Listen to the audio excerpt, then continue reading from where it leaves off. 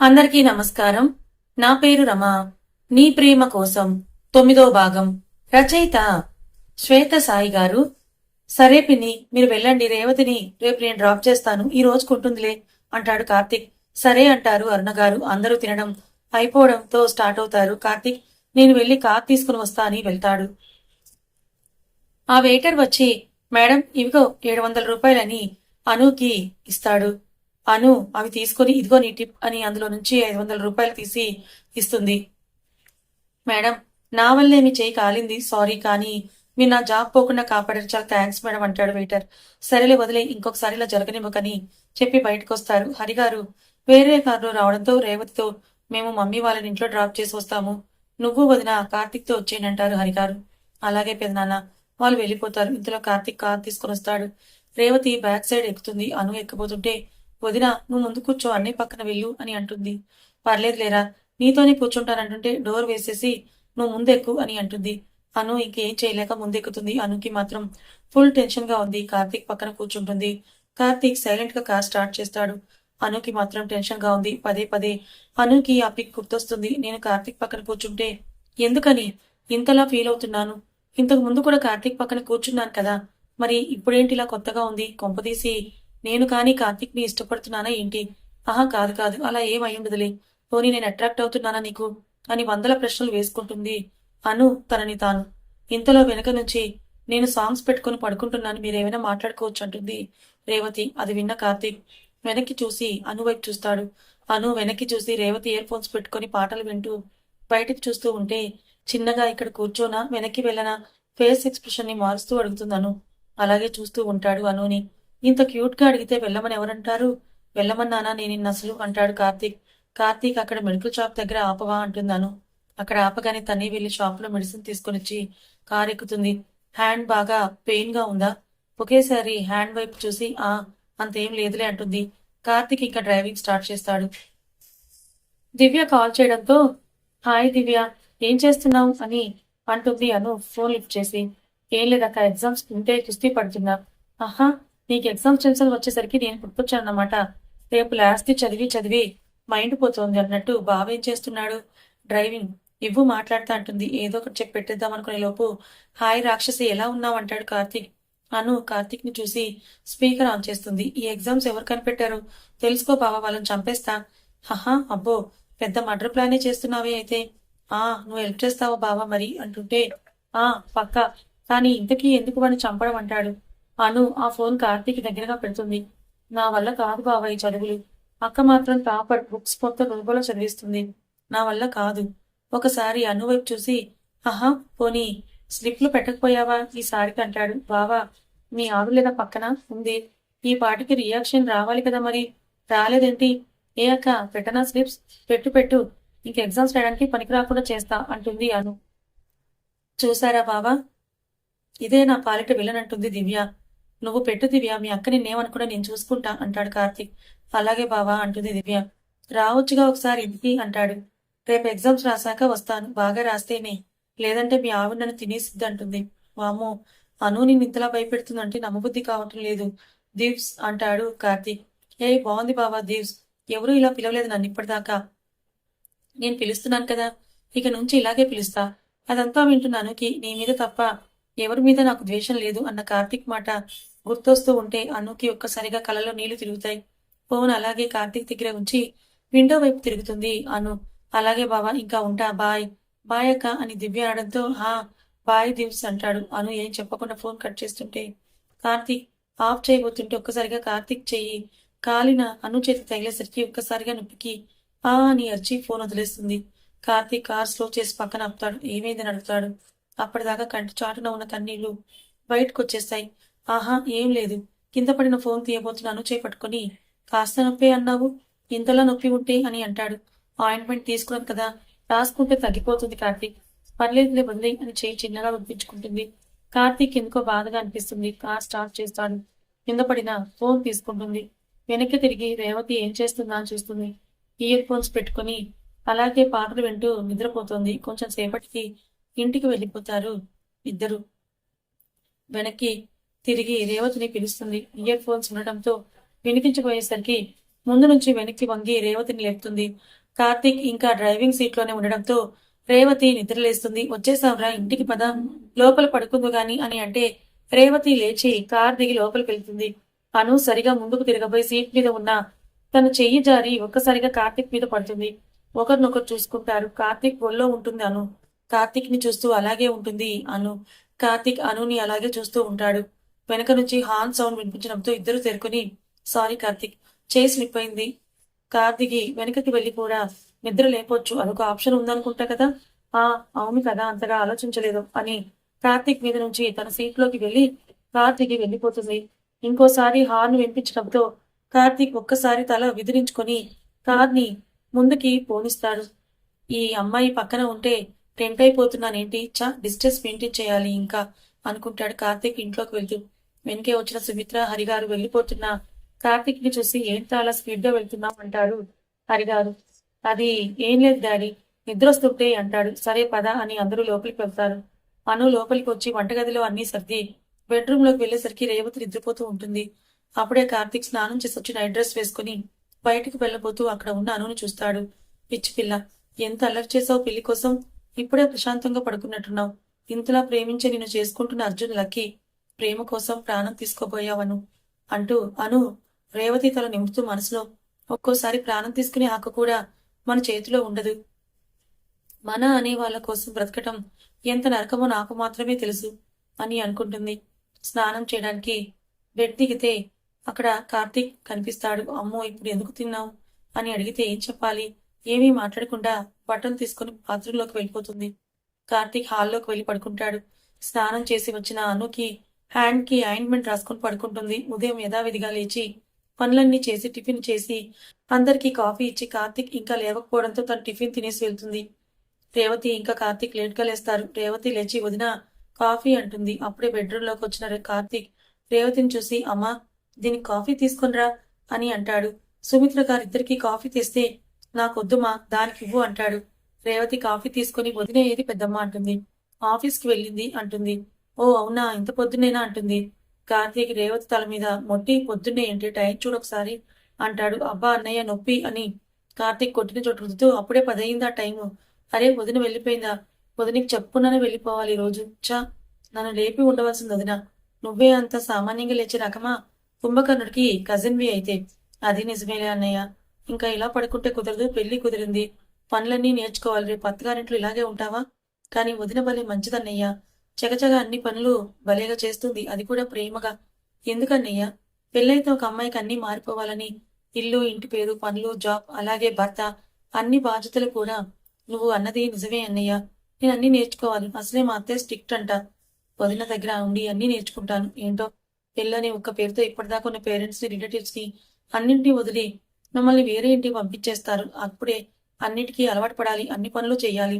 నానా love marriage అయితే okay అన్నయ్య, ఎలాగోలా ప్రేమించిన వాడు ఉంటాడు, కానీ అదే మీలా అరేంజ్డ్ మ్యారేజ్ అయితే అమ్మో, వదిన ఎప్పుడు అడిగిందా అన్నయ్య మిమ్మల్ని, నాకు మా వాళ్ళని చూడాలని ఉందని, అయినా నువ్వేమి ఇబ్బంది పెట్టవులే, అడగగానే తీసుకుని వెళ్ళిపోయి ఉంటావు. కాఫీ అయిపోయి నేను రెడీ అవుతానన్నయ్య, ఇంటి దగ్గర డ్రాప్ చేద్దుగా నేను వెళ్ళిపోతూ వెనక్కి తిరిగి, నువ్వు లక్కీ అన్నయ్య, వదిన చాలా మంచిదని చెప్పి వెళ్తుంది. కార్తీక్ సైలెంట్ గా వెళ్ళి రెడీ అయి వస్తాడు. పెద్దమ్మ వెళ్ళొస్తాను, రేపటి నుంచి పనులు స్టార్ట్ చేస్తారేమో, షాపింగ్ మాత్రం నువ్వు హెల్ప్ చేయాలి, పెళ్లి సారీస్ అన్ని నువ్వే సెలెక్ట్ చేయాలి, నీ సెలెక్షన్ బాగుంటుంది, మిగిలినవన్నీ నేను వదిన వెళ్ళి తెచ్చేసుకుంటామని బాయ్ చెప్పి అన్నయ్య వెళ్దామా అని బయలుదేరుతుంది. కార్తీక్ రేవతిని ఇంట్లో దింపి లోపలికి రా అన్నయ్య అంటే, వర్క్ ఉందిరా వెళ్తానని ఆఫీస్కి వెళ్ళిపోతాడు. వెళ్తున్న కార్తీక్ ని పిలిచి, అన్నయ్య థ్యాంక్స్, అర్జున్ కి జాబ్ ఇప్పించినందుకు అంటుంది. పిచ్చిదానా, అలా అంటావేంటి, అది నా బాధ్యత, ఏం ఆలోచించుకు, అంతా బాగుంటుంది, ఓకేనా, బాయ్ అని వెళ్ళిపోతాడు. ఇటు అర్జున్ కి కార్తీక్ చెప్పిన ఆఫీస్లో జాబ్ ఇస్తారు. ఆ విషయం తెలిసిన రేవతి చాలా హ్యాపీగా ఫీల్ అవుతుంది. నువ్వు అన్నది నిజమే వదినా, అన్నయ్య అన్ని సెట్ చేసేసాడని మనసులో అనుకుంటుంది. అను ఆశ్రమానికి వెళ్లి రిషి మధులతో అన్నీ చెప్తూ ఉంటుంది. నేను వెళ్ళి రెడీ అయి వస్తాను, నువ్వు రిషితో మాట్లాడుతూ ఉండని అనుకి చెప్పి వెళ్ళిపోతుంది మధు. రేవతి మాత్రం పిచ్చ హ్యాపీగా ఉంది. రిషి ప్రేమించిన వాళ్ళని పెళ్లి చేసుకునే అదృష్టం అందరికీ ఉండదు, అందులో రేవతి చాలా లక్కీ. అర్జున్ బాగా చూసుకుంటాడు రేవతిని, అల్లరి పిల్ల, దాన్ని చూస్తే నాకు దివ్యనే గుర్తొస్తోంది.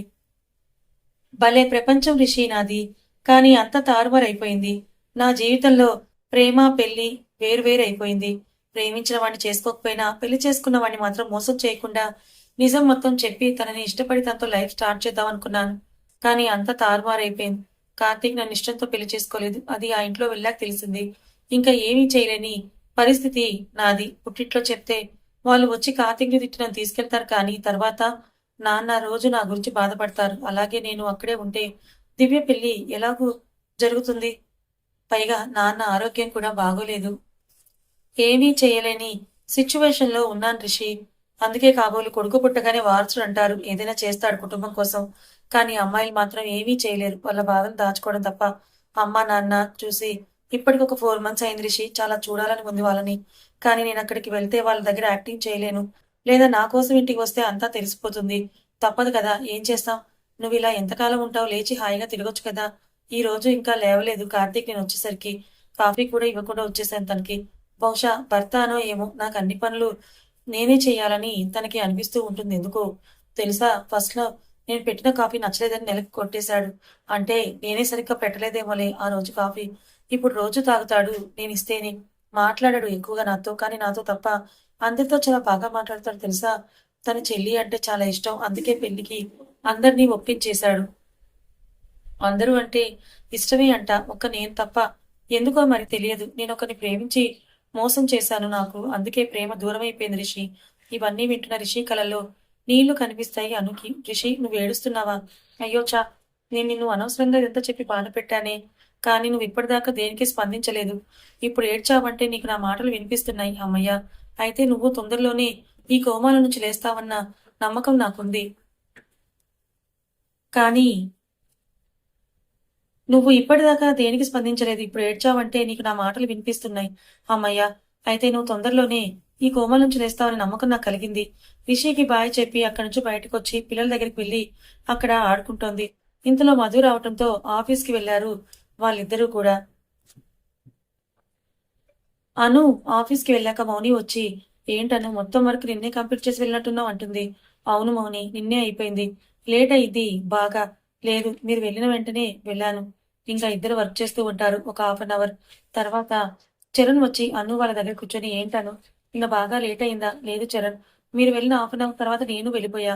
ఇంతలో చరణ్ టీమ్‌లో ఒక అమ్మాయి వచ్చి, "చరణ్ ఎంత చూసినా ఆ ఎర్రర్ ఏంటో తెలియటం లేదు." "సరే నేను చూస్తానులే" అంటాడు. "ఏమేం చరణ్?" అంటుంది మౌని.